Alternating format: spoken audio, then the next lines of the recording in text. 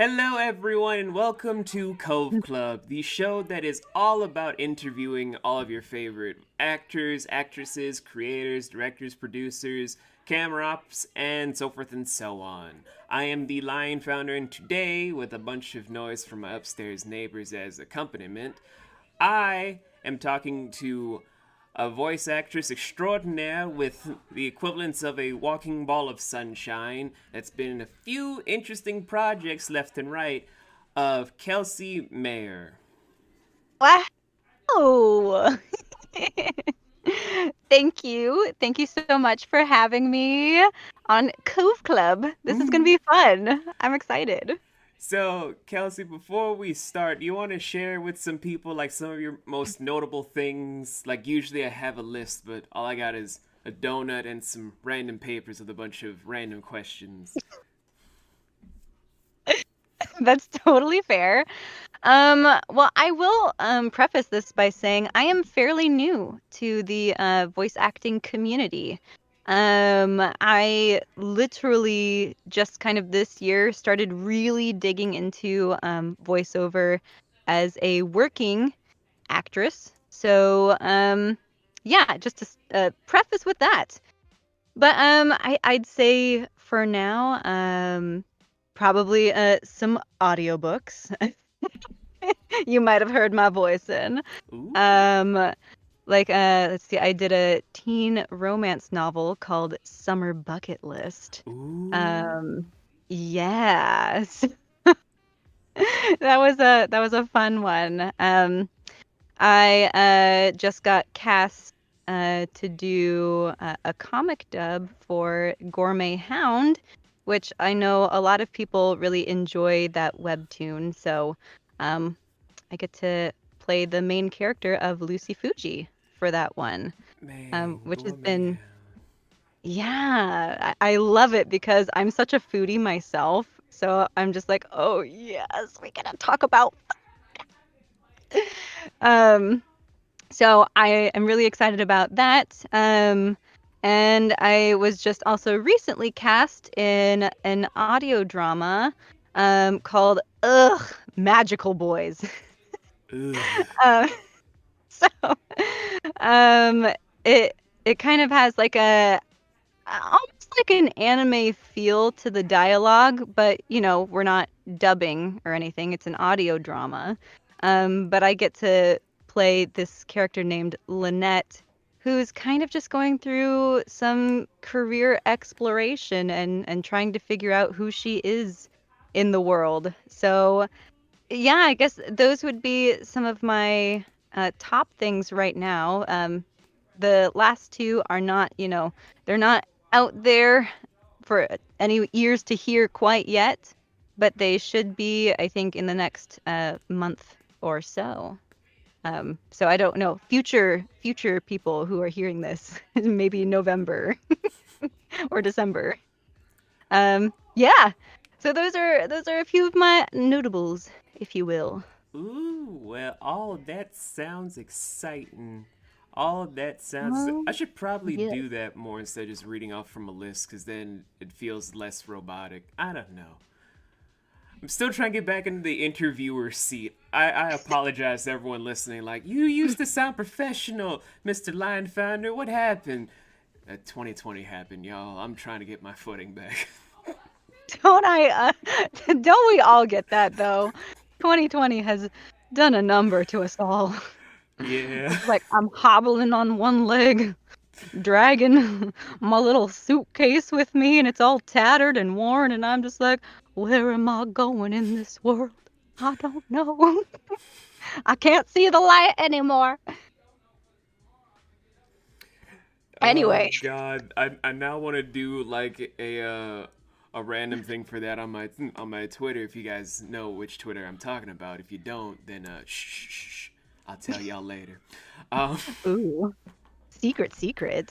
but I have a couple of questions here. Usually, when it's people that I see with like these big websites and whatnot, I get my admin on Twitter named Nicholas Tallum to do all the research with me. But from all the digging we've done, he was like, let's do some fun and less probing questions with Kelsey because she seems like a cool lady. And I'm over here like, I know she is. And now sitting with you, hearing about being in a foodie thing and how you are a foodie, I'm like, I think I found my new best friend, everybody. Everybody needs a foodie in their life. You got to know where the good stuff is at You are all not times. wrong. You are not wrong. But It's true though. we're gonna start off with like some very light and breezy questions, so I cannot feel Ooh, like a douchebag today. I love it. Let's feel that breeze. Feel that airy air under your sweaty armpits. Because we're in Arizona, or I'm in Arizona. I mean, my pits are kind of sweaty, but that's because I burn up easily. Oh, Uh, dude, same. Random facts. I might be a werewolf. Oh, Ooh, that's cool fact.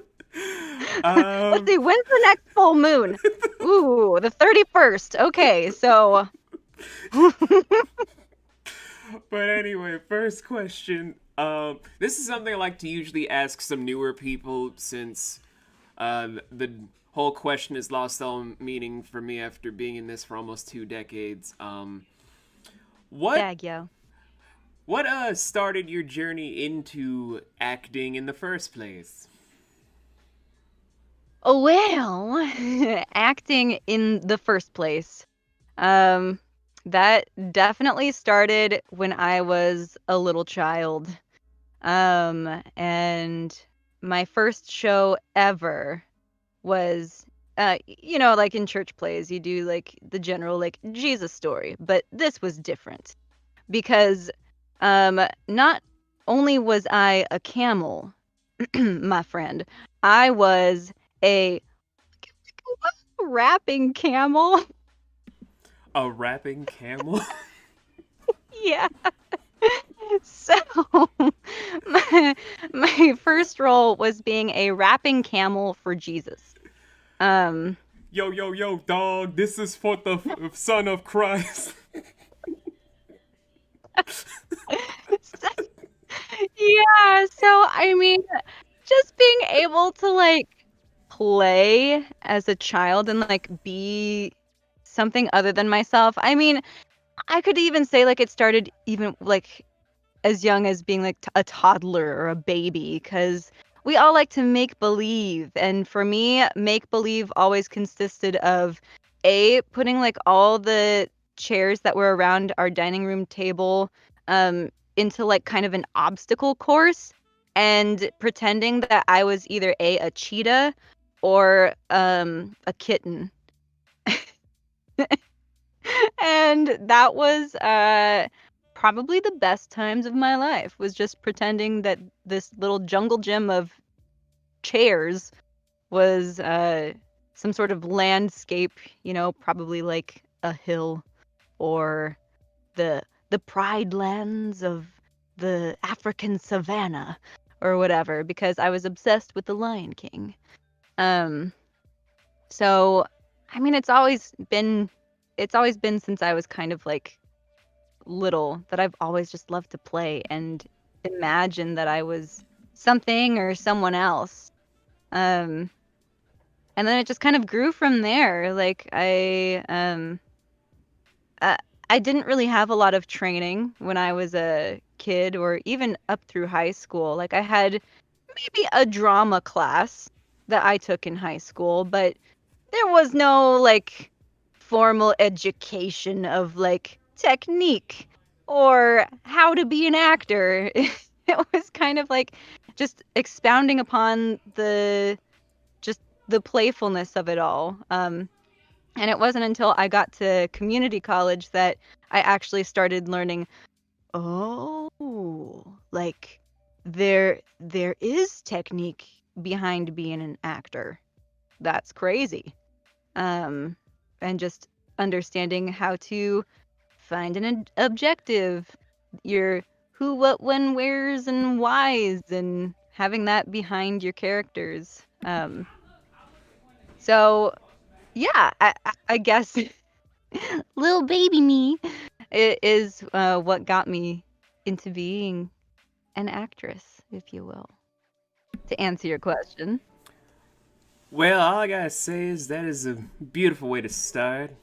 I mean, a lot of people I know, it's just like, I remember watching anime. I picked up a microphone and people said, hey, you could be an actress. And I'm sitting over here just like, that's nice, fam. But it takes more than that, but okay. Exactly. Exactly. I mean, Like it, it's oh, uh, go ahead, Kelsey. I was just gonna say, when it comes to voice acting, though, that didn't come until recently, honestly. I mean, I had known that I've always wanted to do like acting in some form or fashion, and that might have taken me a few detours to actually like hunker down and be like, no, I'm gonna do acting, without worrying about like, oh, I should have a real job. Oh, I should find something that makes money, which, like we do need to like have a job and some form of income in order to live. But like I was still always so drawn to acting, even though like I've gone to like massage therapy school. I went to school to possibly become like a children's pastor at church. I went to school for just general education. Um, but then, like after I got out of college, and I was living in LA at the time and trying to become a film actress, which is like so stinking hard, especially in LA. Everybody wants to be a film actor. Um, and it like I would get like some gigs here and there, little bitties. Um, but then I was at a wedding one day, one of my friends' weddings, and I was sitting at a table with this gal named Lauren Mayfield, and she's a growing voice actress right now. Like she's gained a lot of momentum in her career. Um, but she was kind of where I was at when I first met her. She had just like created her demo reel, had taken plenty of classes in acting, and she was kind of like, searching for representation and all that. So, um, she's the one who uh, told me some resources about what maybe some classes I should take and like where to start as a voice actor because I mean, let's be real. Most voice actors love anime and that's kind of like where I got the feels for voice acting was oh my gosh, I love anime or just like cartoons in general. Um and it also feels like so much less pressure. You know what I mean? Instead of having everybody like judge the way you look or like what you're doing on camera, you just get to like play. You still have to do the work as an actor, but you just get to have so much fun finding your voice and being anything and everything that you want to be for whatever this character is. Um, and so I had met her at that wedding, Lauren, at it was like I think 2017. And I didn't really like take her suggestions super seriously at the time. I was just like, okay, yeah, that's cool. Like I'll think about it. And it probably wasn't until I think maybe the beginning of 2018 when I took my first voice acting class at Bang Zoom Studios for dubbing. So dubbing class was my first ever acting class. And what a way to begin because it was just like being thrown into a full-size studio and just being told, "All right, go for it." Um without really knowing any of the ins and outs of what voice acting is. But I had a blast. And it was just such an amazing time. Like when you get to play the reel back and see, like, hear your voice on that character and like see it come to life, and you're just like, oh my gosh, did that was me? And I just kind of was like enamored after that. So I just started taking more and more classes, and um it was just very intermittently because I was a poor broke kid. um and I think 2019, yeah, about a year ago, was when I got my first paid acting voiceover gig. And it was for the Summer Bucket List audiobook. So, yeah, that's kind of where the voice acting portion of it started anyway. So, thanks for listening to my nice long tangent. I mean, I was appreciating the tangent, but I also saw like my cat appear with me. I was like, oh, what's going on, buddy? Oh, that happens to me too. I have a really cute little kitty cat. Her name's Donna, and Aw. sometimes she can be a butt face though. I mean, most cats are. But Yeah. I was enjoying the tangent. I was like smiling at all like the happy moments for you. Mostly because Mm. every time I hear all these happy stories, I'm like, y'all are so lucky. I didn't get that happiness when I was first starting. No, yeah. I mean, if you've been in this for a couple of decades, like that's a time when like there's no resources out there on how to begin in this. Yeah, no, no. Oy. I want to know what Anywho, that was like. Maybe I'll have to talk to you about that at some point. I would love to know that. whenever you want, Kelsey, my door's always open for a good chit chat. Yeah. I want to know. I want to know your journey, so we'll have to get to that at some point. I mean, we can flip the tables when I'm done with my questions if you want to ask me some stuff, but that'll have to wait till we get through these questions where. Oh wait, no, this second one got a little ketchup on it. Hold on. Oh no. Gotta I wipe was that off. I was trying to eat a hot dog and then just sort of. I hate it when you eat something delicious and it gets on your important documents. Every time. Yeah, seriously, every time. That's the only way that I eat food nowadays is I feel better if I have my important documents next to me while I eat. Yeah, it's like a security thing. It's like, okay, no one can touch this. Now I can enjoy Hmm. this taco in peace. God dang it, salsa! It's all over the forms of my address and my phone Oh number. gosh, the tragedy of it all. I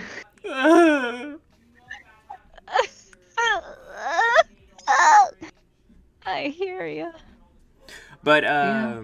this second question again is a nice breezy one. From where you're growing currently, which field do you think you'd want to go into more?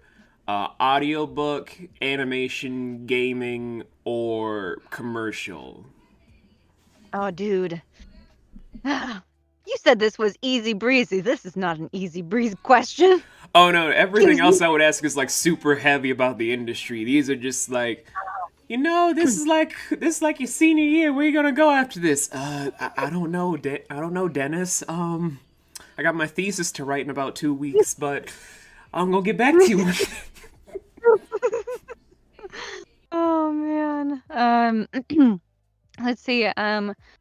Man, out of all of those, I mean, I know my niche right now is definitely in the audiobook realm. Like, I have so many audiobook projects, and like I love my authors that I get to work with, but audiobooks are a lot of work. Especially when you have to play editor producer. Um, but I honestly, my love is in animation. And I know that's very difficult to get into, but That's definitely the dream for me, is to voice either like a princess character or some kind of, I don't know, badass warrior who dies. That's one of my bucket list items. I want to die epically in an animation and be able to have like that dramatic like death cry or something like that. I mean, maybe that would be more conducive in video games. Like, lots of people die in video games. So maybe I should go more that route if I want to die, you know? Yeah, yeah. I've known a lot of people who are just like, I need you to read this beta for me for like my class. It's like, okay, what's this beta for? Okay, so it's this guy, yeah? He's gonna be Mhm. in this fight, in this war, okay? And he's gonna think about his loved one back home. I know where this is going. What? No, you don't! Yes, I do. Alright, what is gonna happen? He's gonna go out there screaming, "Ah!" And then get shot all to hell. Yep.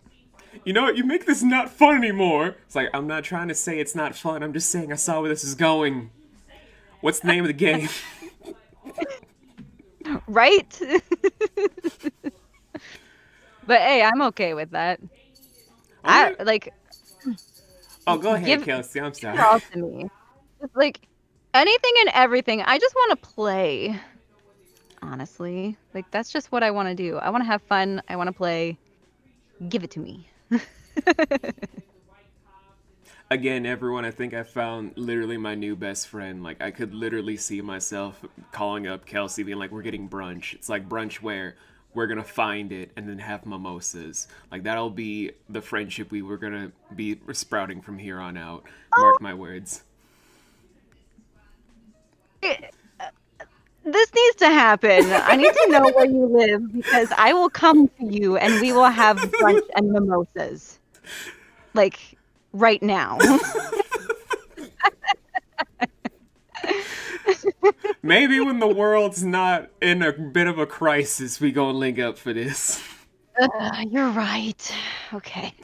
When the It's world gotta is be a little done more. having a conniption, I'll be like, yo, Kelsey, it's time for brunch and mimosas. Oh my gosh. Oh. I may be laughing, but I'm dead serious about a lot of these plans. Like flying out to see so many people, I will literally fly out to Arizona and be like, Kelsey, I've landed and I've found people to stay with. It's time for brunch and mimosas. And I'll be like, bye, Nana. See ya. I'm gonna go have brunch with my new best friend. Oh my gosh. Oh, man. COVID. Why? COVID is mean. Is everybody just wear your masks, please.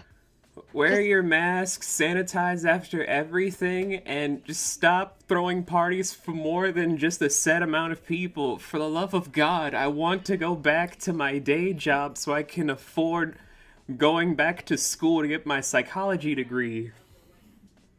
go. Oi. Oy vey. I know it's tragic.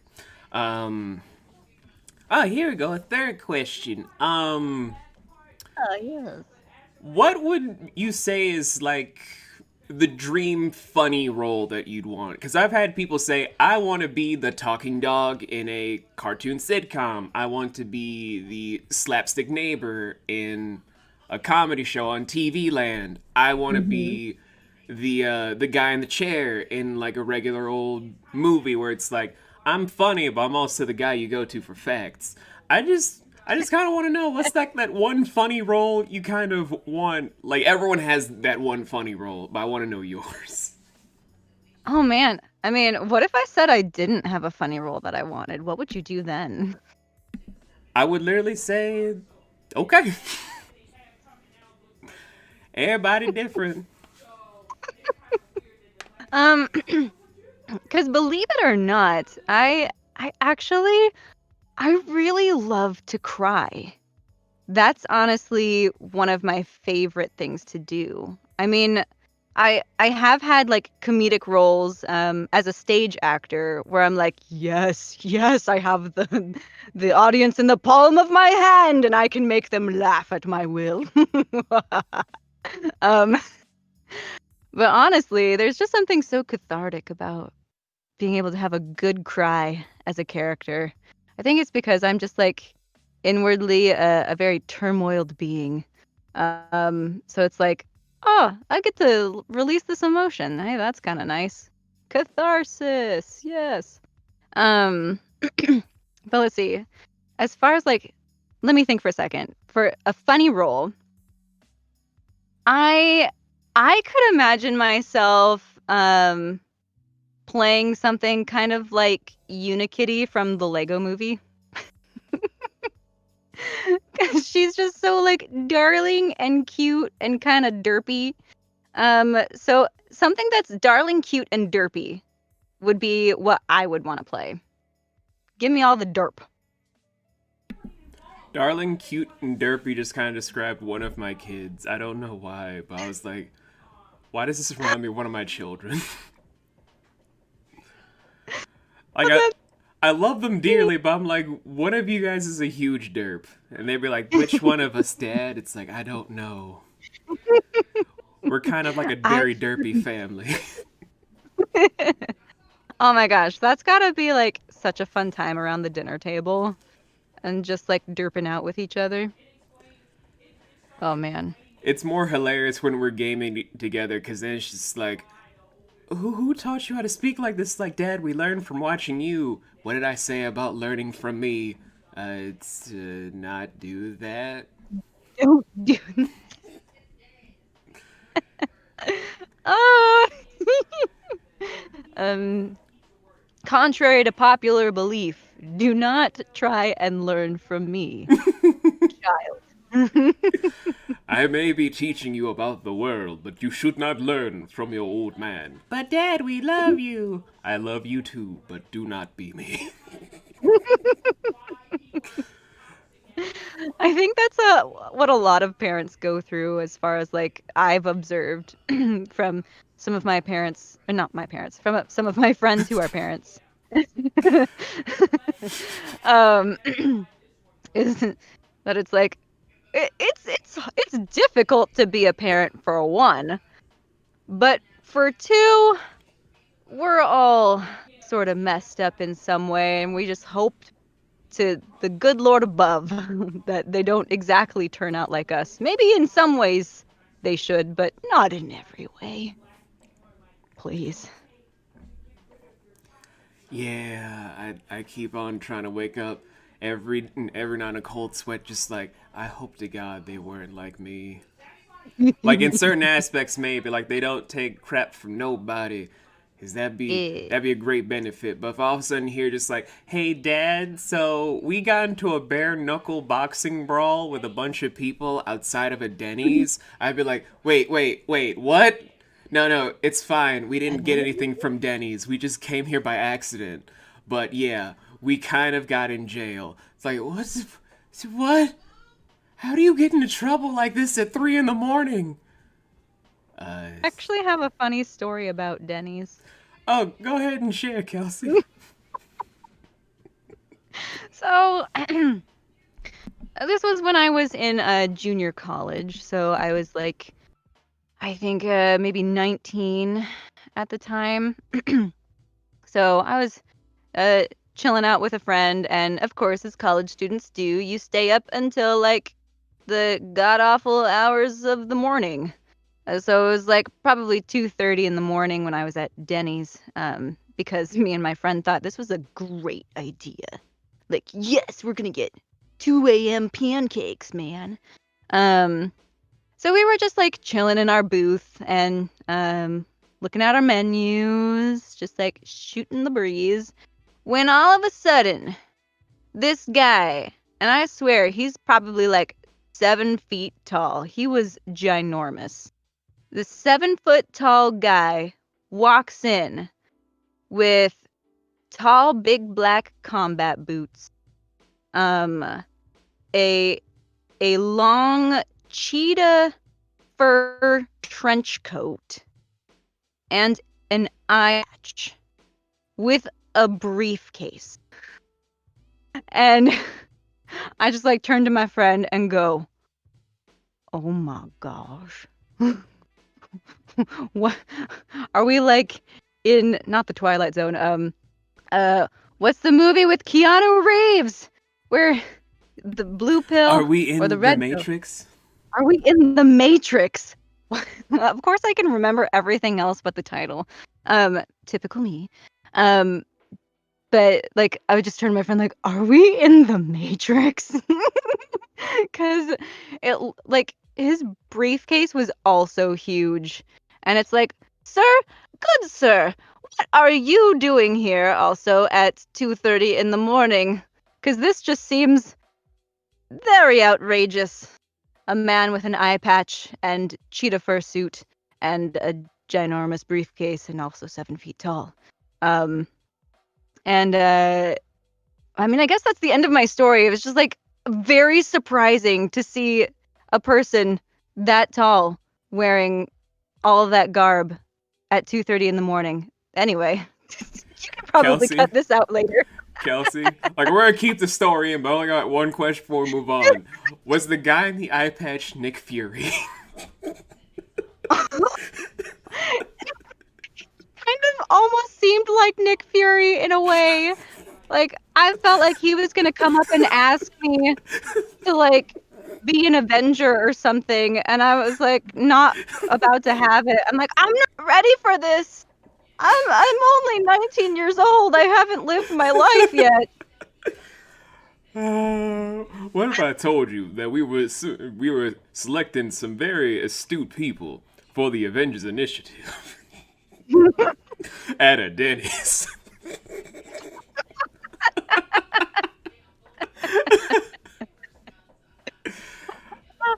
Oh Yeah. God!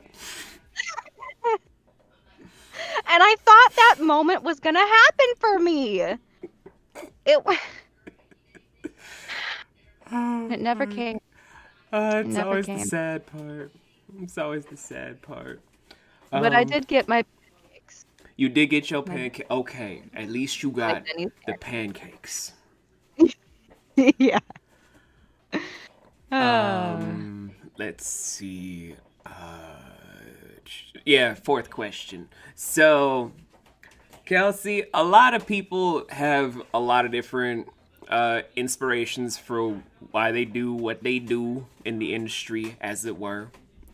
And I guess my only question is, who would you say are like your top three inspirations for the acting field? Oh man. You're gonna hate me because I'm like terrible with names.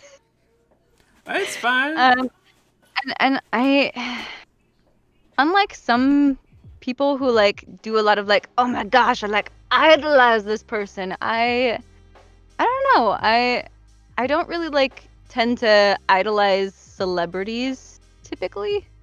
Um, but like I do have a lot of people who have in my life influenced me, and I guess they would be kind of like my inspirations, if you will. Um, so I mean, probably like my high school drama teacher, whose name is Mr. Montague, ironically, um, because like Capulets and Montagues.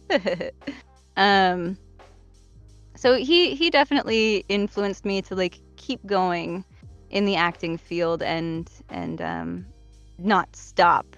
So I appreciate him for that. And then in college, I had a teacher whose name was Kristen Humer, and she was my voice teacher.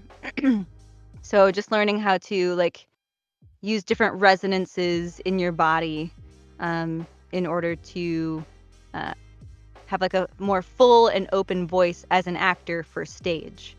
Um, and I feel like she was a big influence on me in just like using my voice and feeling like okay with my natural resonant voice. And I'm really thankful for being able to have a class like that, because I never in a million years had thought, oh yeah, like as an actor, you also need to learn about your voice, which is kind of silly, because obviously you use your voice as an actor. I guess just the main thing, like throughout my life, is I always just thought about playing. But she really helped to ground me in a technique where I could use more of my voice and get to like and the lows down here, which I'm thankful for, because now I have like a crazy range, which is awesome. And then lastly, I would say my voice acting coach, who I had this year, her name is Kirsten Day. And she has been a mega influence in my voice acting life. In just that there have been times in my life where I don't know, I thought like, well, maybe my voice just isn't enough to use. So I was always afraid of using my natural voice in characters and character work. But she really helped me to break through a lot of those barriers and that fear that I am not enough, which is completely untrue. Took a lot of work to get over that though, and just to be able to like enjoy the voice that I have in voiceover, and to see myself using it in different capacities, whether that's commercial, animation, audiobooks, all that. So yeah, I guess I don't have like the typical answer of like, oh yeah, like I think of like this voice actor or this actor in life, but to me, like people who are close to me and have influenced me closely, those are the people that I usually think of and that come to mind. So hope that's okay as an answer. For me, it's great as an answer because it's genuine, it's grounded, and it's wholesome. Aw, we like being wholesome around here. We only give out wholesome cookies. I do love me some wholesome cookies, even though, in the words of certain people, like my eldest, who is proudly Christian, she's like, Dad, you are a sinner from all the things that you have escaped from your mouth. And it's like, hold up. I don't curse in front of your husband. Don't you dare put that in my face.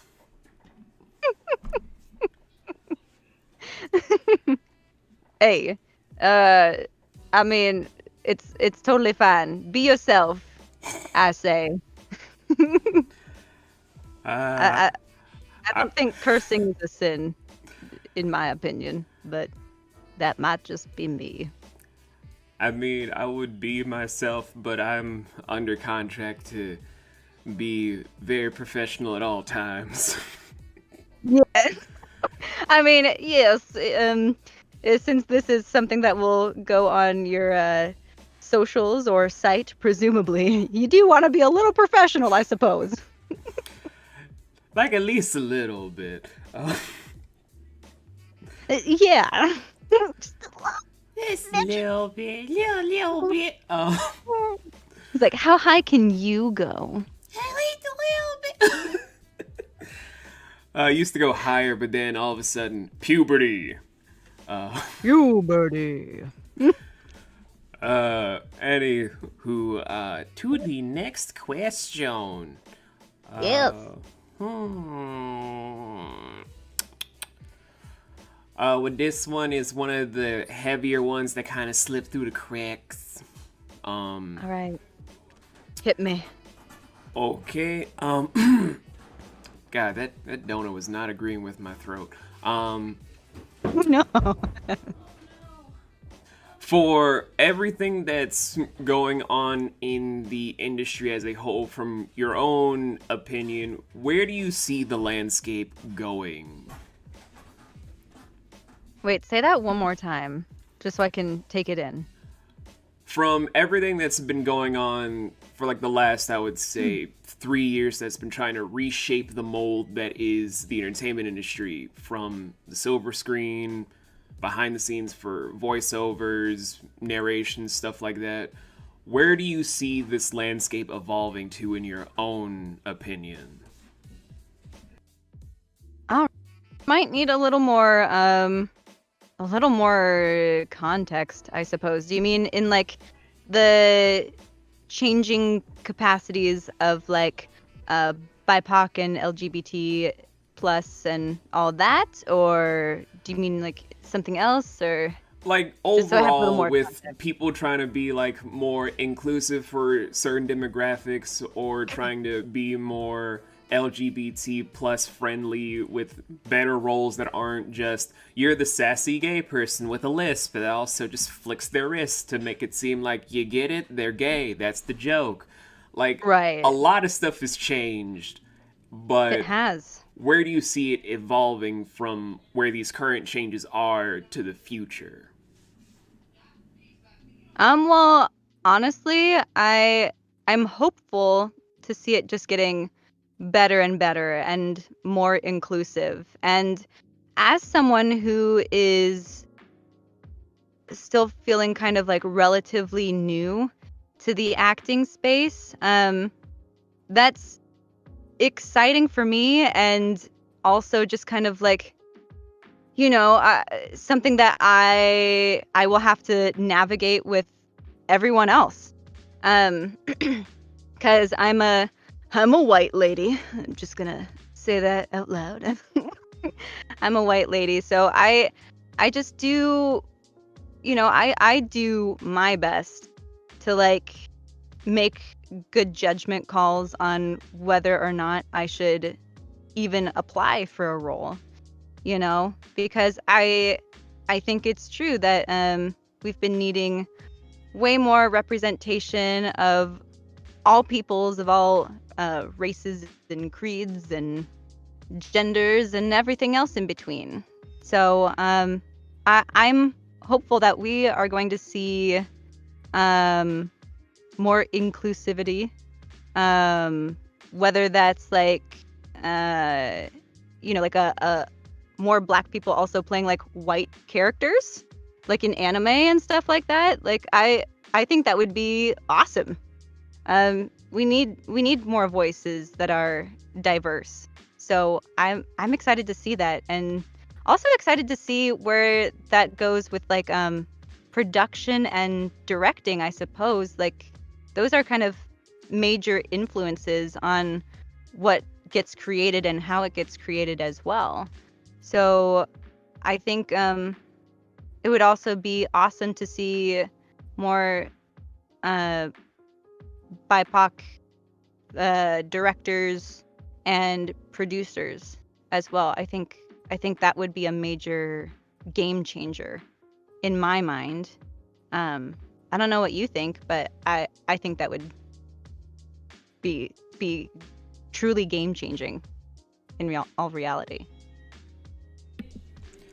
Uh, well, personally for me, I'm just happy to be able to wake up now and people be like, "You're a director?" Yes. Is there a problem? No, no, it's fine. Because a couple of years ago, from like how people tried to sweep a lot of stuff under the rug of just like, we're not racist. But I'm like, you guys kind of stole stuff from me when I was with y'all. Yeah, but we're not racist. You kind of are, because you sold it to this white guy. Yeah. So don't do that.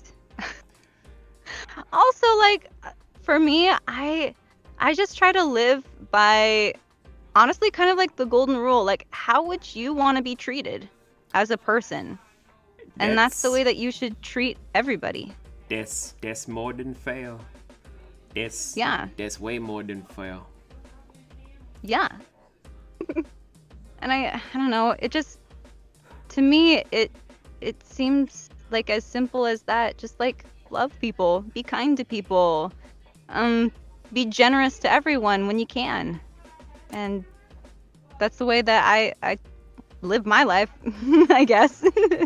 I try to be as kind as possible, and especially like if I see someone, I mean nowadays like on the socials, because I'm not really seeing people in person. Curse you, COVID! COVID.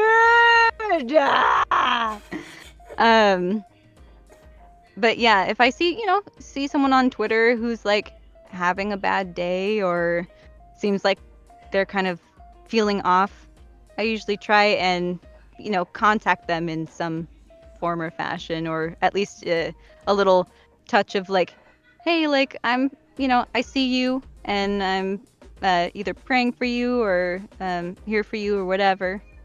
Yeah, and I think we need more of that, and I guess it kind of helps as an actor to like feel more empathetic, I guess, if you will, just like because we've gone through all this training of like learning to be in touch with your feelings and like how people act in real life and stuff. So it it helps to like kind of read into the quote unquote body language, if you will, or text language of a social media post, and just I guess read into that with the most empathetic thoughts that you can.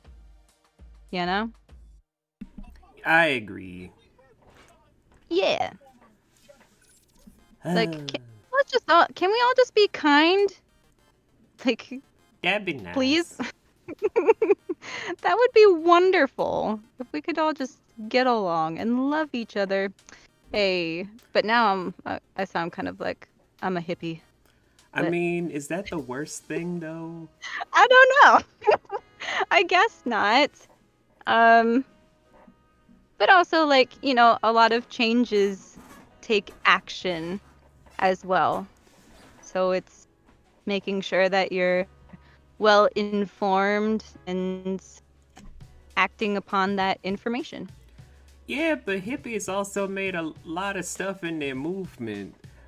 Mhm. If it wasn't for them trying to spread like the free love movement along with other people for a connectivity, we wouldn't have a lot of the free space that we do now to have open opinions. But that's more of a historical thing I'd rather not get into, because then it's just like, well, what about the politics? And no, go, get out the door. We don't talk about that here. We don't talk about politics on this. No.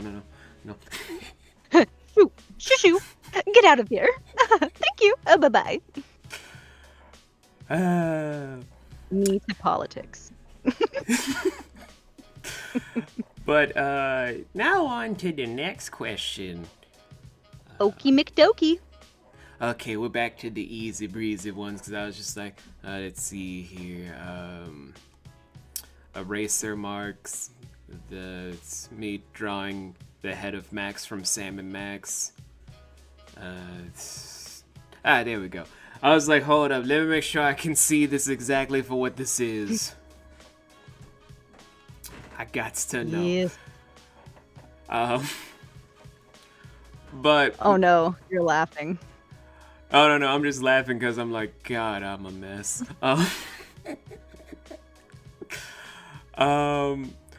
That was me yesterday when I dropped my mac and cheese on the ground and it made a sound. I kind of asked this question to my prior guest of Christian O'Boyle, so I'm gonna ask you, like, could you walk us through a day in the life of Kelsey Maher, like the lady away from the microphone, away from the glitz and glamour that is the entertainment industry? What is a normal day for you, Miss Kelsey Maher? Oh man, a normal day for me. So I wake up to the sounds of just pure singing from the birds and trees breezing by. I don't know. No, so when I wake up in the morning, typically it's coffee. First and foremost. The first step of the day is be awake. So I make myself a nice little cup of coffee, which either I go for a pour over. So we're getting our fills brew out and putting it in a little filter majig and creating some hot water and pouring it over, and it's just like a nice little ritual for me to do. Either that, or if it's a super hot day, then I just have like some cold coffee that I've pre-made and put in the fridge. So then I just put it in a cup and put some either I guess vanilla protein in, so I keep those muscles all gurgalicious. Oh, what muscles are we talking about? I don't have muscles. And then after coffee, I just typically take my morning space easy and slow, because it just takes my brain some time to wake up. So I'll do like a little bit of reading in the morning. We also have a hot tub here, so it's also like I'll do some reading, sit in the hot tub for like 15 minutes. This sounds like so weird. This isn't how my life was before COVID, but this is COVID COVID life.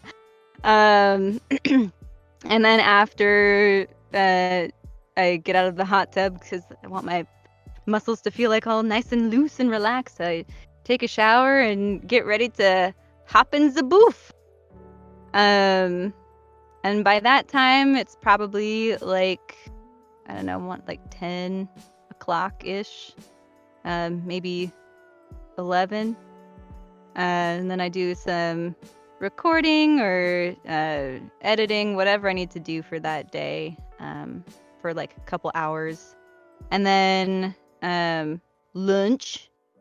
So lunch is typically some sort of like pasta, because I like pasta a lot. Usually like mac and cheese with some meat and maybe like a side of steamed broccoli or a salad or something. You're getting the foodie side of me. And then we put a little bit of garlic and some sea salt and pepper. Oof. Yes. So good. You and are then literally making me want to jump into the kitchen with you right now. Oh my gosh, I love food so much. Ugh. Maybe I should just marry food. I might marry the concept of food. We'll see how the rest of COVID goes. And then after lunch, I usually hop back in the booth, do some more recording for the day. Come back out for dinner time. Maybe play some games with some friends. Among Us is a very popular one right now. So I've been mostly playing that, and or Breath of the Wild. Like I've been playing Breath of the Wild for like 2 years now, and like I'm just now finally at the end of it. Like I play games very slowly, very. So I'm just now finally at the point where I just need to beat Ganon, and that's it. So if you have any game recommendations for me, I'm taking them right now.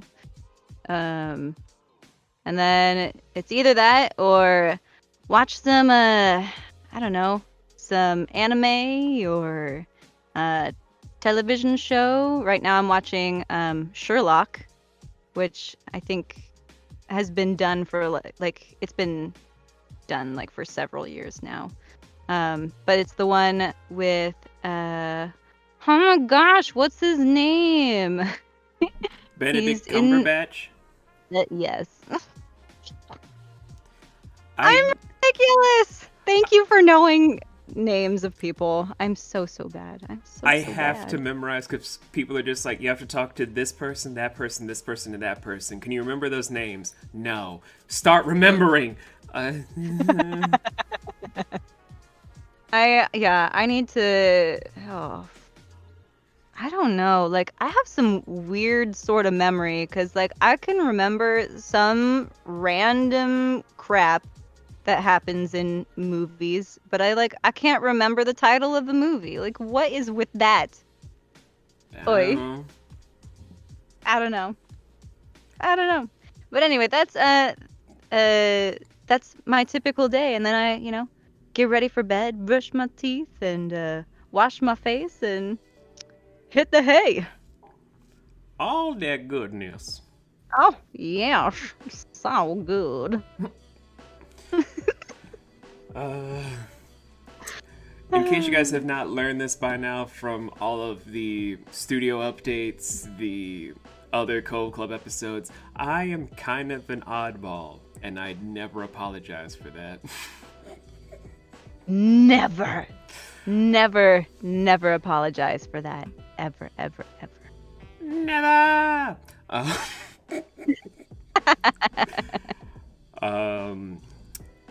Okay, let's see here. I don't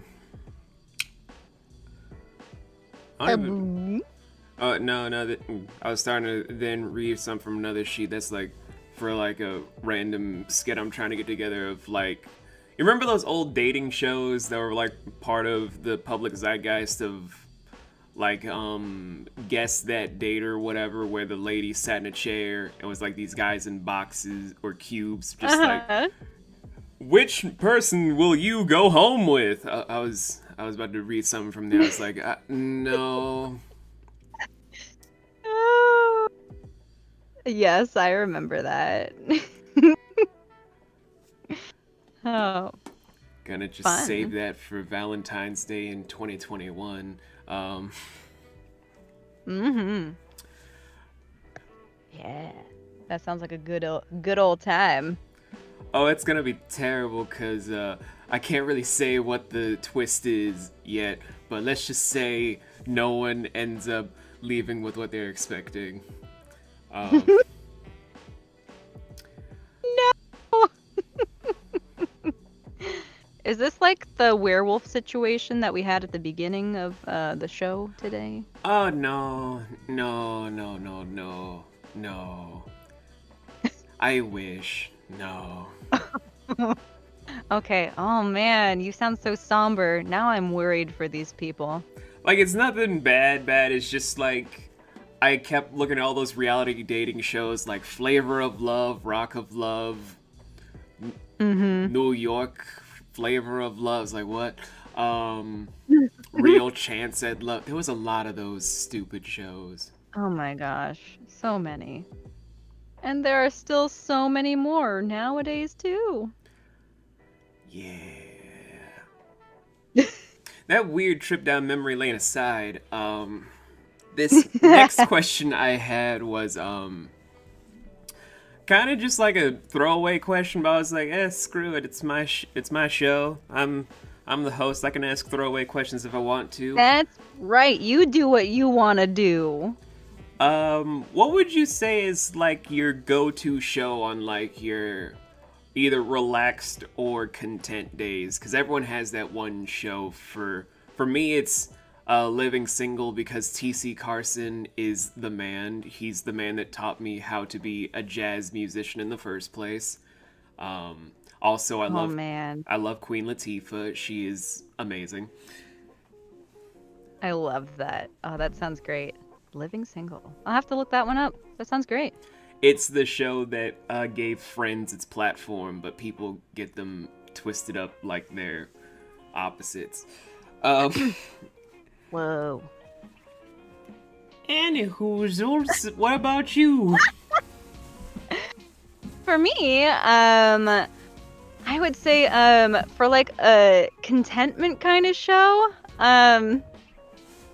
this is gonna sound kind of funny, but I like watching this show called The Repair Shop. And it's literally just a bunch of old British people who have like antiques that they've grown up with that are like meaningful to them that they'll bring into this repair shop, and You just get to watch the transformation of like something that looks, kind of old, rusty, or like the dogs chewed it up or something like that. And they will like restore it to perfection, whether it's like an instrument or a signpost for a city or something like that. But it's just like, it's so wholesome and calming. And it's just so cool to like see how they make the repairs themselves. Because I consider myself somewhat of a DIY person, so it's really cool to like see, oh, so that's how you create like a new varnish. Like if you have a chipped ceramic or something and the piece is missing, like that's how you make a replacement piece, and then you paint it and then like cover it in whatever that like clear stuff is to make it look all shiny and new again. Like, oh dude, it's just, oh, it's so good. That and the Great British Baking Show. Oh, I love Because baking shows. food.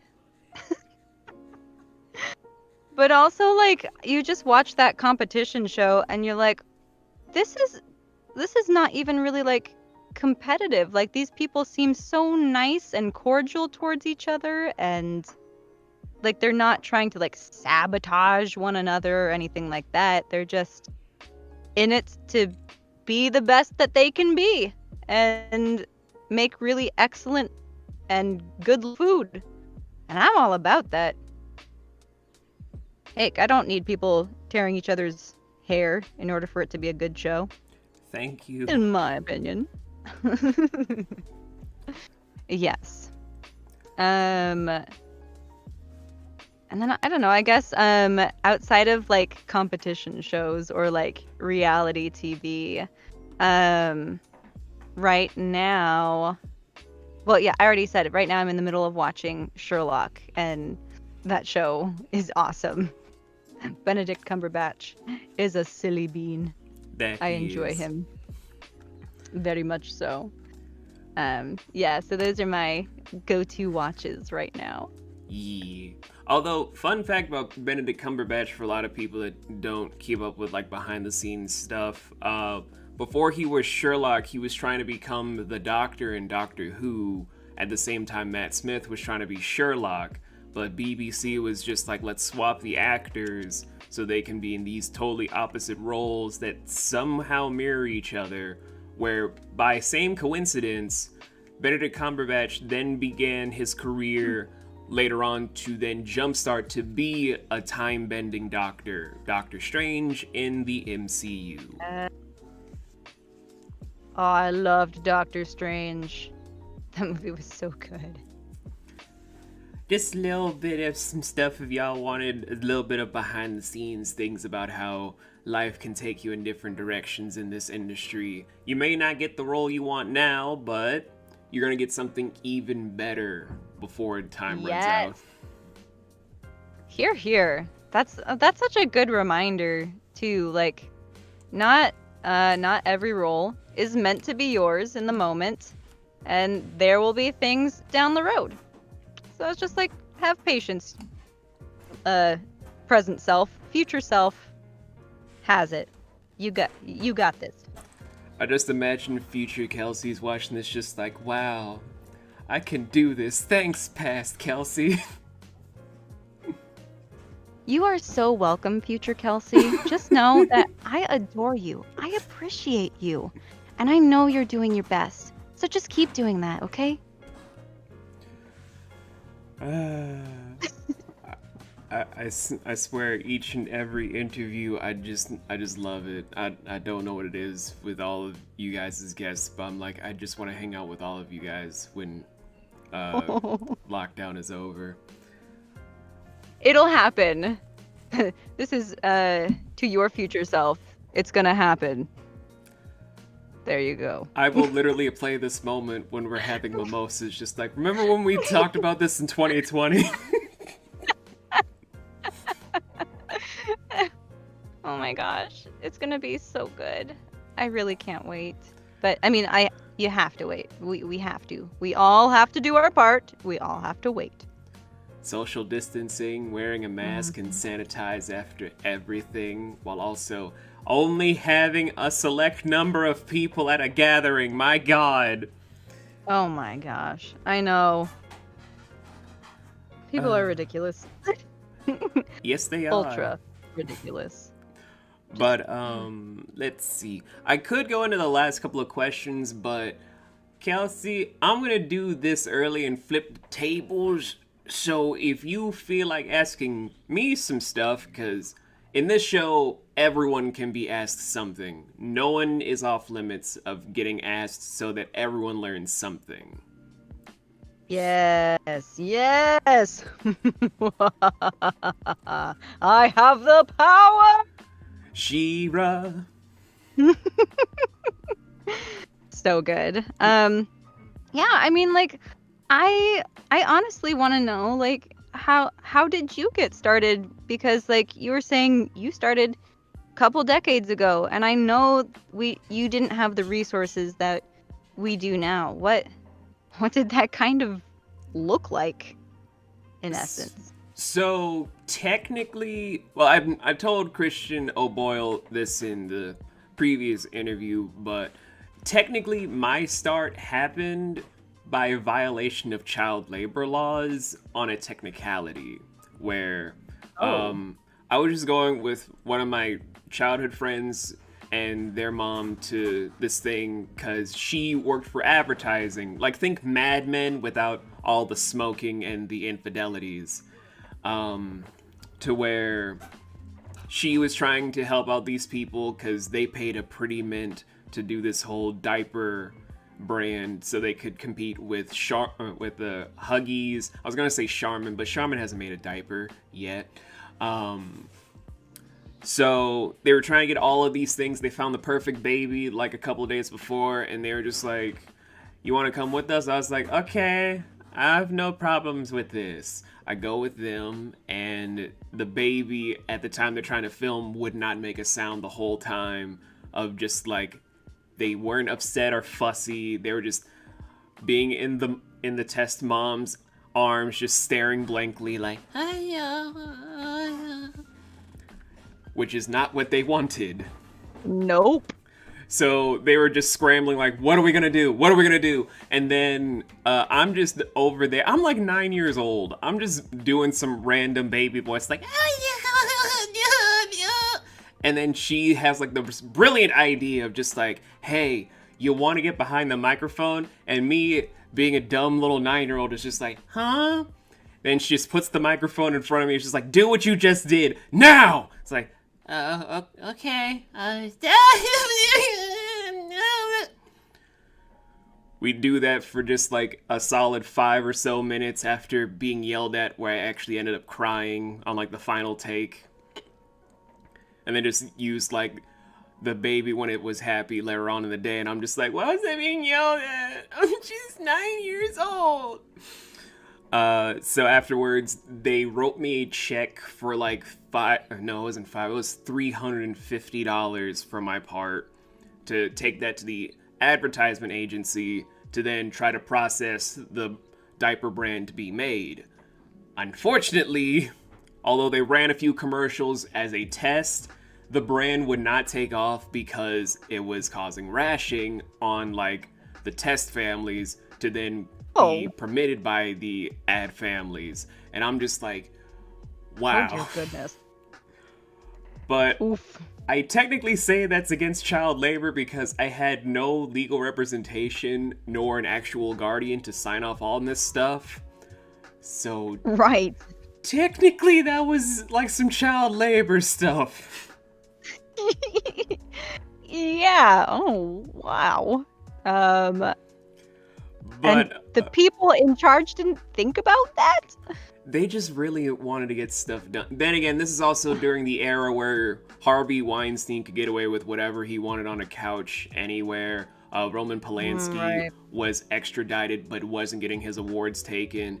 It was like the Wild West. No one cared. It was also during the time that YouTube was starting to become a thing in some in some kids' garages, and then we'd end up with people like Team 4-Star making Dragon Ball Z abridged, and a whole bunch of stuff where, in retrospect, I should have met up with those guys instead of the people I met with, where they also did some stuff that was against child labor, because it was during the time no one cared. They just literally said, here's some avenues. We don't care. You just can't tell anyone anything else. Because I've done like some background vocals for some Law and Order episodes. I've been in Cyber Chase. I've done a lot of stuff across the board. But technically, because I was underage, like this is when I was like 13 and 14 years old, doing all the stuff for them, like creature voices, and being in the crowd's like, oh my god, there's a body! Or like, ah! Like a bunch of stuff while having my voice crack. So, with all that stuff and everyone now pointing out to me just like, so did you have anyone that was like your guardian sign off on this? It's like, nah, fam. Nah. They just paid me under the table saying, we did not talk about this, so you just take the money and go. Dag, yo. Oh my gosh. And during that time, everyone was just like, we know how to do ADR. We're just gonna yell at you to do the exact same thing at least 50 times. And I'm just like, huh? Yes, do this growl. Okay. Okay, do it another time. But you said it was fine. It's like, yes, do it again. Great, do it again. By the end of it all, I'm just like, can I go now? Oh, but you've probably learned some things since then. Yeah, I've learned so much. And child labor laws. Child labor laws, indeed, because I'm just like, bruh, this ain't good. Nope. Oh man, I wonder if you could call them out on it nowadays. If they were to still be working there, they'd just be like, we have never seen this child before in our lives. Oh, probably. Just to cover their butts. Absolutely. Yeah. But yeah, that's how I started. Now everyone is just like, it's so easy to get in the industry. You just sign up for all these classes. Like, y'all had classes? Well, what is this classes you speak of? Right? Well, I mean, we got that now. It's still not necessarily easy though, but like you can at least have a viable plan and make steps towards getting into the industry. You know, it's never guaranteed, but at least nowadays we do have more resources to be able to connect with people who are in the industry. And better agents. Mm-hmm. That's true. That's true. So, wow. What an interesting way to get into the industry itself. Just, here, child, we're just gonna use you. Okay. Fantastic. Yeah, it was a great time. I can now talk to my friends. They're just like, do you miss that? Do I miss breaking the law for voice acting? No. No, I don't. What is wrong with you?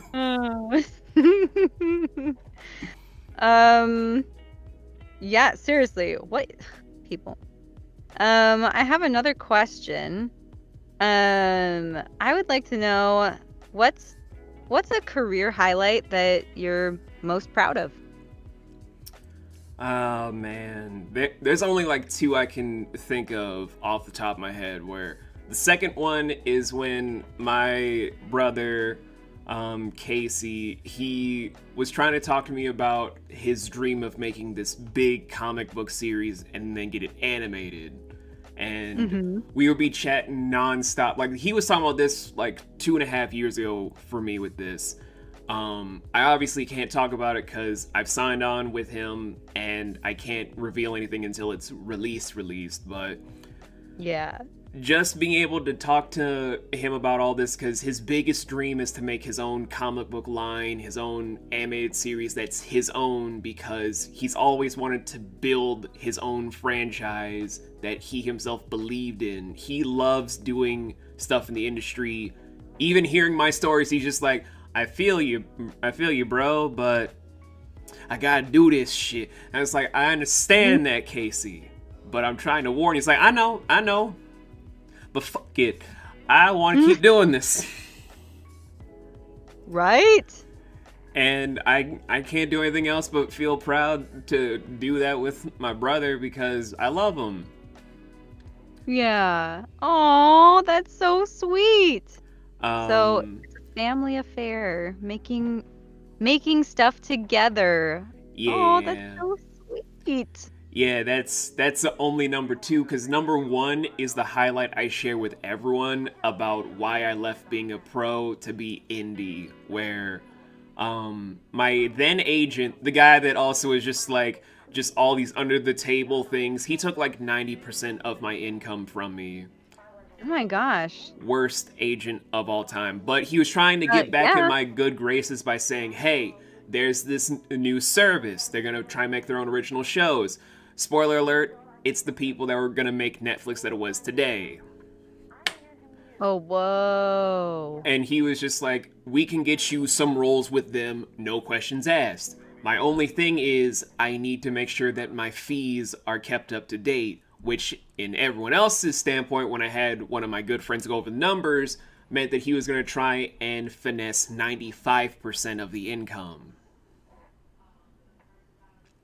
That even legal?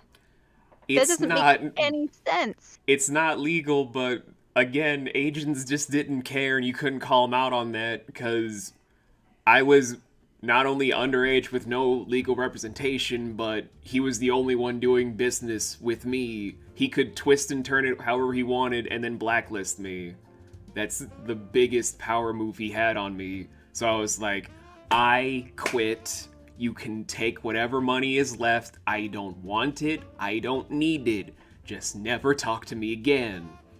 But you're probably just like, but how is that a highlight though? That's not the highlight. That's the lead up to the highlight, where I'm trying to talk to my eldest when she's just having a bad day, and then she's just like, I love you, Dad, for like the first time after I adopt her. But then I get this phone call from this person saying that they really appreciated what I did for them when their sister had cancer.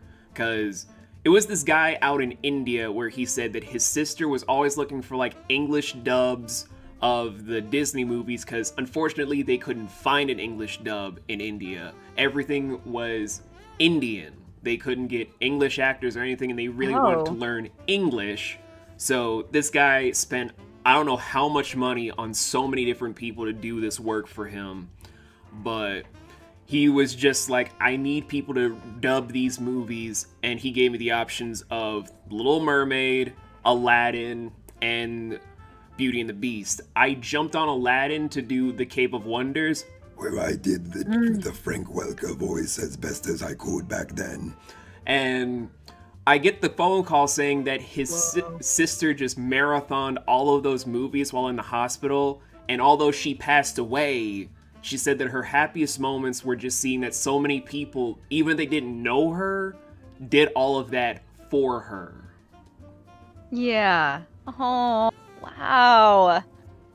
Dang, that's such a magical story. I mean, it's sad that she passed away, but I'm glad that she had those happy moments, like being able to learn English and hear your voices through these characters. That's amazing.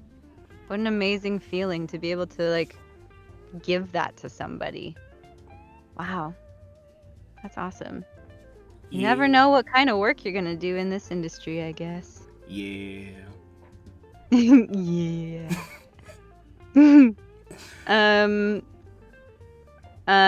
Something else I would like to ask is, have you ever had quote unquote imposter syndrome? And Do you know what that is? Yeah, but I honestly haven't, because everything I've ever done, I'm like, I know it's me, and I'm proud of at least the effort I'm putting in, but I've never been to that point where people are just like, they can't recognize themselves and they can't really appreciate the moment because they don't feel like they deserved it. I only feel that when it's like being a parent, because again, being a parent is like the hardest thing in life to do, because you're just like, am I doing the right things? Am I making sure they're getting all the best things in life? Blah, blah, blah. And then it just becomes like a huge head game. But for this industry, no. Everything I've ever done, I've gone in with either the mindset of, okay, I'm doing this because a friend of mine is in this, so I'm just going to drop an entire melon ball and do this script. Or I'm like, okay, I like this script, so let me make 1,300 recordings of this. Yeah. Because you want it to be its best, right? Yeah. Yeah. I get that. Where you're like, oh man, I love playing with this part so much. And then I end up spending like, honestly, sometimes too much time recording. And then future Kelsey has to go through all of it and edit it and be like, oh my gosh, like, okay, now I've got like 30 minutes to an hour's worth of stuff to like try and wade through. Cool. But at least we get to have the pleasure of having fun with it, right? Yeah. Yeah. And then I guess if you don't mind, I have one final question. Go ahead. And it's a twofer. Okay. It's what is the worst career advice you've ever received, and B, the best career advice you've ever received? Just to like hand that out to people who are listening. Worst advice I ever heard was from my agent, where he was like, no matter what the role is, you take it. And I'm like, do you even mean the roles where I'm like a sexual assault person and it's okay to do this? Like, yes. But what if it just affects my morals? I don't care about your morals. You focus on the money. Don't do roles for the money, people. You do it because it speaks to you. Everything that's just dangling in your face, it's not good. A lot of people say, this role is great, you're a minority, you might like this, but I don't want to do those roles because of my ethnicity. I want to do roles that speak to me on an actual level. Don't try to use my skin tone as a meal ticket. So good. That got a little heated. I'm sorry. I've had like a lot of that this year. Just like, we're trying to be more inclusive. You a minority. You might like this. That's not inclusive, motherfucker. That's just making it seem like my skin's a meal ticket. No. We just want everybody to be able to do characters that they enjoy and that they like feel something for, and you know, you have the voice for, and you can just like go out and do that. Like, don't just like look at the way I look and then think, oh yeah, so now we have to put you in this situation or this character scenario or whatever. Like, no. Yeah, that just made me so mad a lot this year. Just like, if you know any person that's a minority, you send them our way. It's like, bruh, if you're trying to be inclusive, this is terrible, because this leads back into the bad advice of just like, you take whatever, no matter what your morality is. That just feels wrong, and it feels like an insult. I'm gonna put that out front. That feels like an insult to me. It's also like, make sure you do your research, guys, before you just like hop on to someone's like studio or whatever. Like, make sure they're doing quality work and that they're good, you know?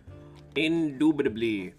But the best advice I got was from my ex, where she and I did everything together for like 3 years, where she saw my whole development when I got more in depth with the whole acting thing, where she literally sat down with me on like one of my worst days after doing some stuff with PBS, and she was just like, whatever you do, whatever this role is, even if you feel like you're at the down and outs, just remember that someone trusted you with this role, and therefore they're giving you the power to bring it to life. So either you can make this the best role possible to be a lasting impression on the people around you, or you can just throw in the towel and never know how well you're going to do it.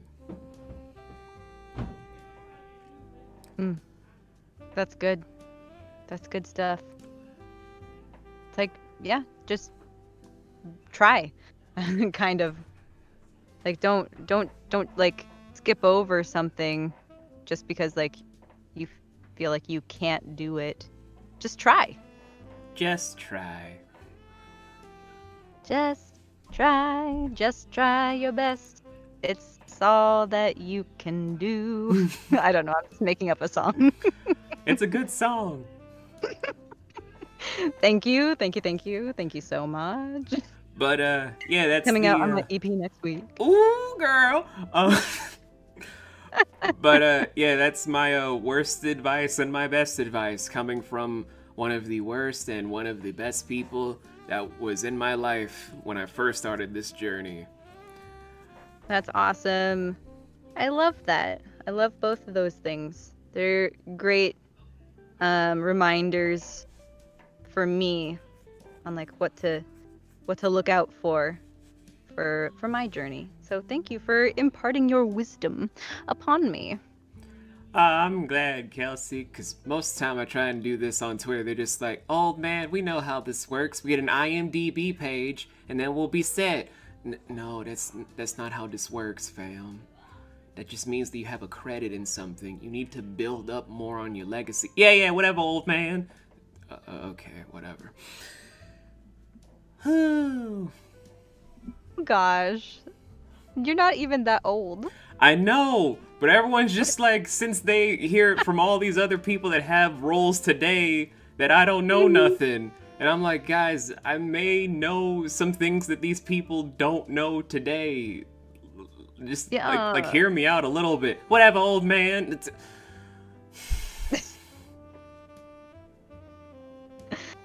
I mean, maybe it's because like sometimes you give off old man vibes, but you're not. You're also youthful.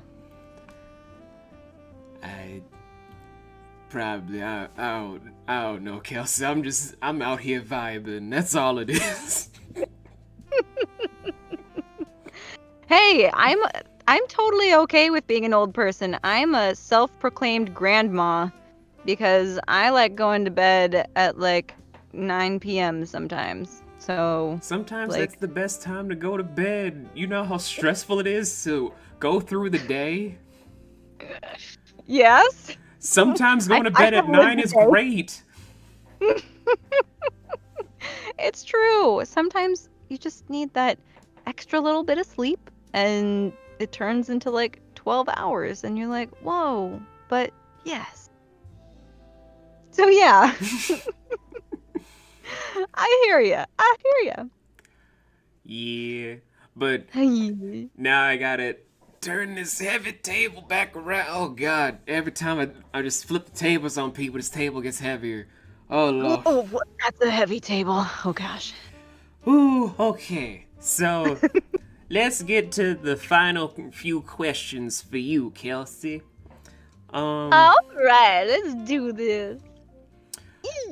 This is one I kind of had written up in case I ever got to interview Jonathan Young, who's like this Disney metal cover artist on YouTube. I don't know why I keep on looking for these things.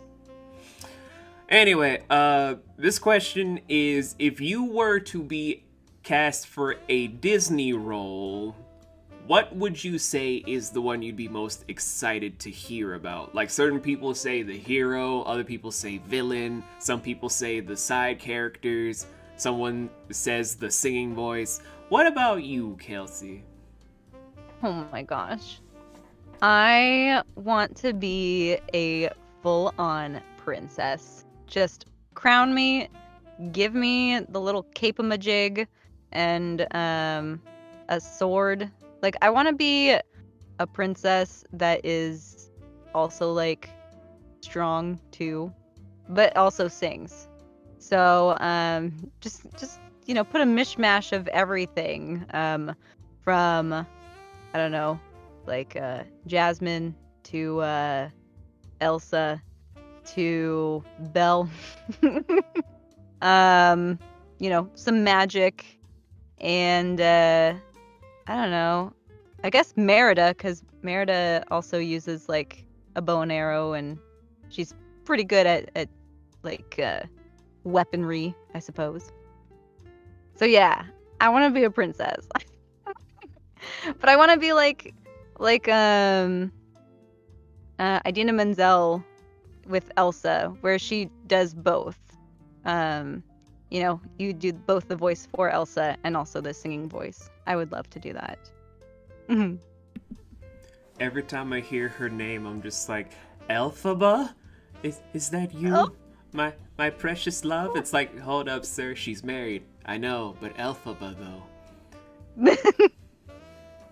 But Elphaba isn't. I'm like that one oddball, it's just like, I know, but her character, could you make her real so I could marry her? But she's the Wicked Witch of the West with a son. And her son has a daughter that also is his mom reincarnated. Because I read the Wicked book series. Oh, you did? I haven't. I need to pick that up. I will warn you, though, the second book has a bit of a assault thing with the Wicked Witch's son to make the daughter. Oh. It's graphic. I wouldn't say graphic. Like, they just try to make it seem romantic. Like, Candle was just resting very, very peacefully. He did not notice when insert character's name I'm not saying here decides to straddle him in service of saving her, only to then leave him with this child. It's like, what? Could y'all back that up? What? Cause what? Yeah. That's not cool, man. No. This man was asleep. No. That's not cool. This isn't trying to romanticize Celine and Endymion. This is not right, man. No, it's not. Oh gosh. Oh. Okay. Well, maybe we'll skip book 2, or just skip that chapter. Just skip that whole chapter. It's like, what chapter's that? Oh, this is the one. We're just gonna never read this again. Just gonna mark all over this. It's fine. I own this book. It's cool. It's fine. I typically do I listen to a lot of audiobooks, which is maybe why I get a lot of audiobook clients. But I love audiobooks, so I wonder if they probably have the Wicked series on audiobook. Probably. I don't know. I'm just one of those people that likes an actual book in their hand. I can't do audiobooks because it's like, how can I make the voices in my own head? You're making the voices, good sir and or madam. I know you're doing this for a paycheck, but I like to read. Well, I like to listen to people reading while I do other things. And that's fine. I'm just a stickler. I just really like reading the books. That's cool. I do not. And that's cool too. I mean, I love books, but yeah, just like physically reading makes me just feel like antsy. And I'm just like, I just want to like finish the page, and then it just turns into a contest of like how fast I can read it, as opposed to like actually listening or like hearing or seeing whatever the words. Oh, like reading certain chapters in the Count of Monte Cristo when they're talking about the Neapolitan era. It's like, I get it. Napoleon was a god to you people. We get it, Alexander Dumas. Could we get back to the important things about Edmond Dantes just trying to get revenge on the people that sent him to prison for wrongfully associating him with the then exiled Prince of France? Oh, he was the emperor, actually. I don't care. It's just like that. Or just like, the descriptions throughout The Lord of the Rings, where you're like, okay, cool. I love understanding more about Hobbit features, but can we get to the story now? Like, Please? I want to see if Frodo and Sam end up cementing their romance. I did not sign up for this whole... And so forth they stand 3 feet tall with gigantic feet. Yes, I know, but Frodo x Sam. I need to know. Oh, man. That's right. That was like when the movies came out. That was just like a major shippage for most people. I mean, I kind of fell into that because my kids were doing that with me, just like, Dad, you want to watch Lord of the Rings? Whatever, sure. And then they kept saying Frodo and Sam, Frodo and Sam, to the point where I'm like, Frodo and Sam! And now we're all just like, Frodo and Sam! Yes! Oh. Children are Why did it magical. never happen? I know it never happened, Kelsey, but I'm just like, it was a nice bonding experience. Yes. Indeed. Until it got to like one of my kids saying that they were in love with Legolas, I was like, now you made it weird. Now you made it weird. Now you made it weird. That may or may not have been me as an 11-year-old. Was it the hair?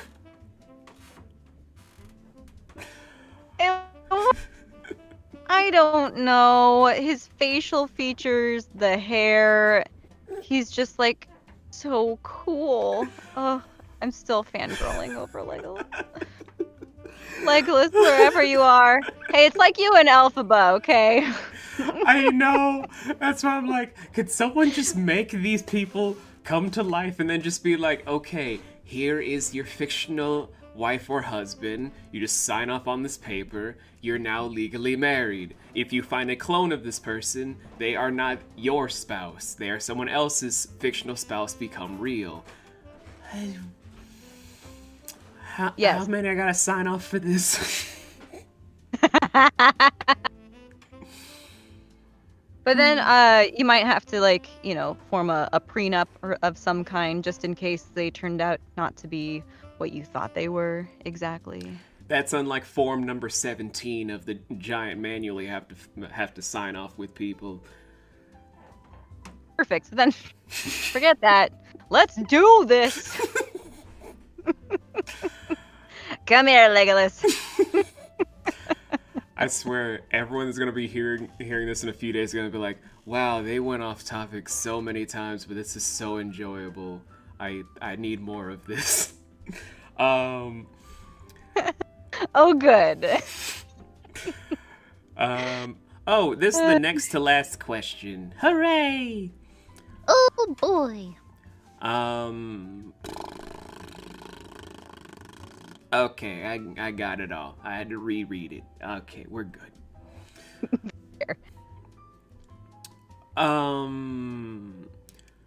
So this is something I've always been asked, but I've always felt like asking at least a few people in this new age of the industry, where people actually care about the actors / the talent. I'm not bitter. Would you ever consider not doing acting to be the one that's behind the camera or behind like the set, to be a director / producer at some point? Those roles kind of intimidate me a little bit. I'm not gonna lie. Really? Like, yeah, like I feel like there would just be so much pressure as a director or producer to like help the actors along and like making sure all the details are right and correct, and like I don't know, to me that just seems like it's a lot of pressure, because a lot of what is made is all you. I mean, as an actor, you kind of have the freedom of like, okay, well, like I'm just providing my voice, and it's up to them whether they like it or not. And when you're a director, you are the person who decides which way kind of the performance is gonna go, you know? Through their interpretation. So, I don't know. I think I honestly, like, it kind of like scares the crap out of me to think about like being a director, or even a producer. I don't blame you. I'm literally wearing the hats of director, producer, audio engineer, actor, singer, and now a 3D model person in training. So Oh, that's so cool. I'm just starting, so I can't really say we're getting anywhere. I'm just starting. And that's okay. We all have to start somewhere. All I'm going to say is I understand the fear, because the fear is real. And you're like, I hope people like this. That's at least my interpretation of how I would be as a director. Like, oh my gosh, like I did all these decisions and I hope people enjoy this. I put like my heart and soul on the line. So, I mean, I already slightly feel that as an actor. Yeah, it's more prevalent as an actor for a lot of people. For me at this point, I'm like, I got it done. It's not perfect, because not everything I wanted to do is there. Like, I hear a failure here, there, and there, but it's out. It has to be released. I don't care if people are gonna complain about certain things. This had to be released today, god dang it. We don't have time for this. Oh my gosh. I don't know if you can hear my cat. She's being so loud right now. She's like yelling out the door to me. Is she just like, Mom, I need attention? It's true. Mom! Mom! Mom! That's my interpretation of her. Well, luckily for her, we're on the final question for this interview. We might do like another episode with Kelsey if she's up for it another time. I don't know. Oh my gosh. You know I would be up for this. This has been a lot of fun. Yay! Yahoo! Okay, so the final question, and I was like, what final question? Let me do the decision dance. And the decision dance is usually just followed by breakdancing for some reason. Then people are just like, why you breakdance? It's like, I don't know, I'm trying to make a decision, help me! Do that one. Was that helpful? But after like long deliberation over like the week I had of prep time, thank you, Nick, for giving me the heads up on all this stuff. I was just kind of wondering, what would you say is going to be the current role you say is your all-time favorite thus far? Dang, son. Let me just make some fart sounds in the meantime.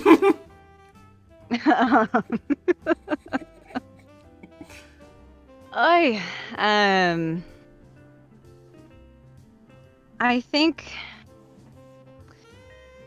I don't know, I'm pretty excited about an audio drama that I'm doing with my friend William Nunn. Ooh. Will. He's awesome. We're doing kind of like a a spooky-ish, like podcasty type of audio drama, where I get to play a character called Horror Helen.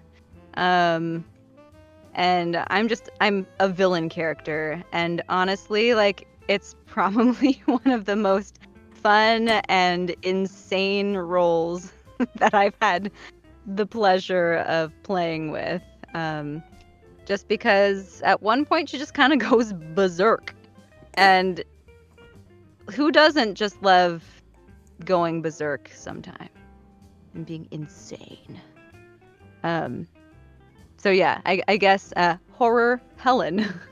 I'm trying to like pronounce it so it comes across on audio. She's probably my favorite role thus far. Yes, and you'll see her hopefully by the end of this month. I think we're trying to shoot for the end of October.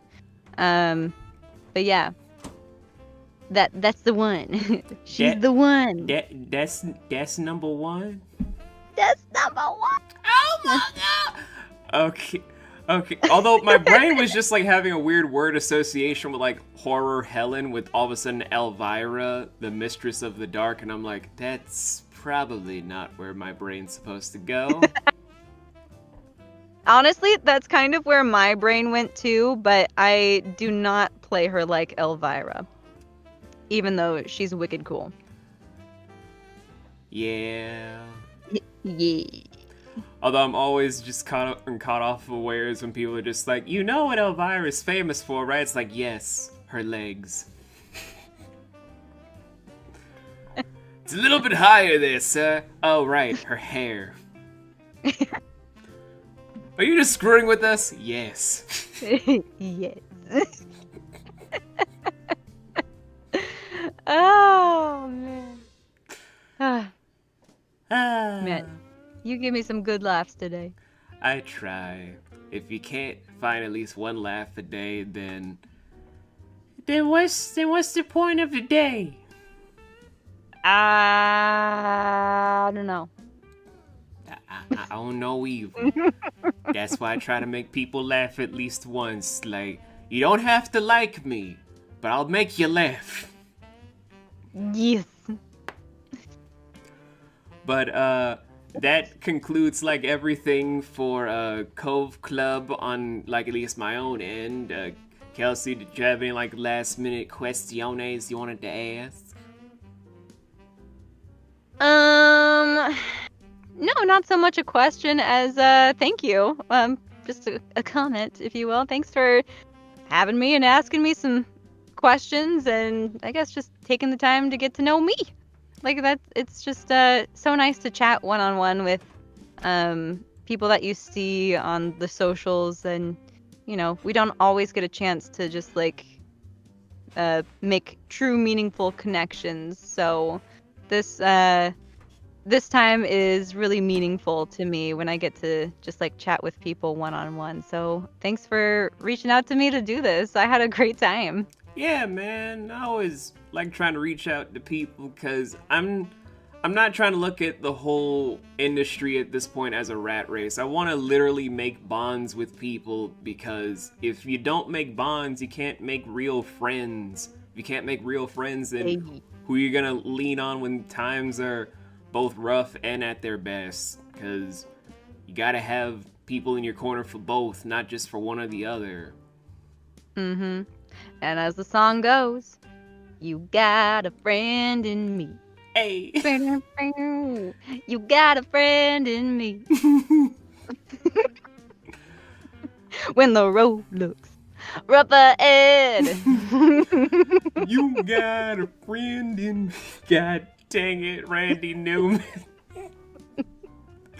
Dang you and your catchy earworms.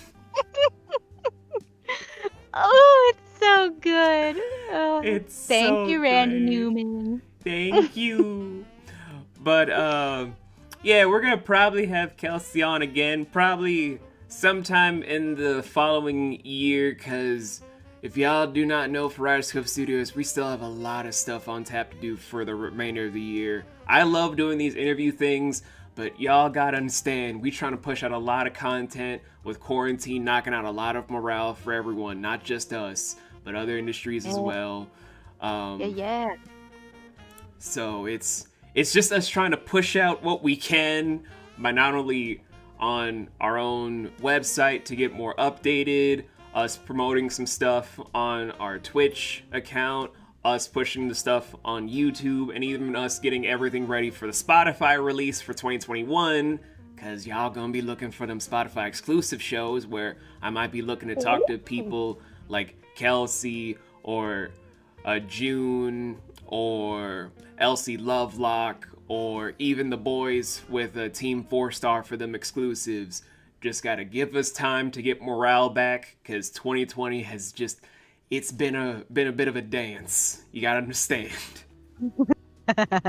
A messy dance at that. Kind of an awkward dance. It's like that one person that you see from the dance floor that looks like they're really, really violent, but you're just trying to be friendly because all your friends are like, we're all dancing, man, just dance with them. It's like, okay, do you want this Now it's in the 2020 just punches you in the gut and you just all of a sudden on the dance floor crying because it's like, I really don't want to be here. Why That be is like this? an accurate depiction of 2020. 2020 is the mosh pit that you didn't ask for. Someone please animate those two analogies, please. Oh man.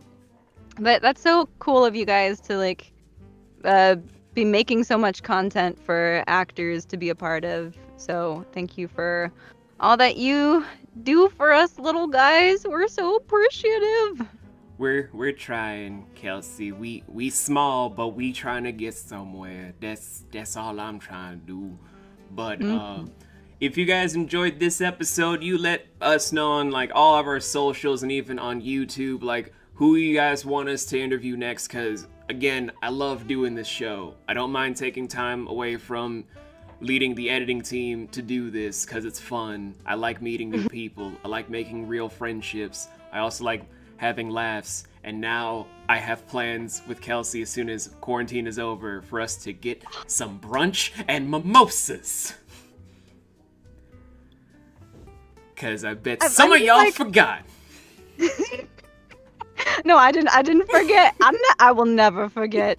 This is gonna be like in my calendar, like once a month, every month, just so I can remember forever. And then once quarantine really is over, I'll be looking for that spot on the calendar where I left it and be like, oh, yeah, it's time to call. It's time for brunch and mimosas. Brunch and mimosas.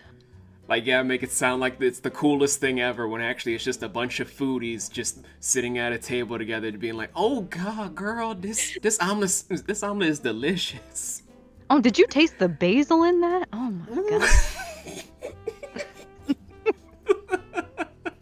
It's like a bunch of old people just getting together at the cafeteria. That's the basics of it all. Yes, I mean self-proclaimed grandma over here, and I guess other people proclaimed oldie meeting up for brunch.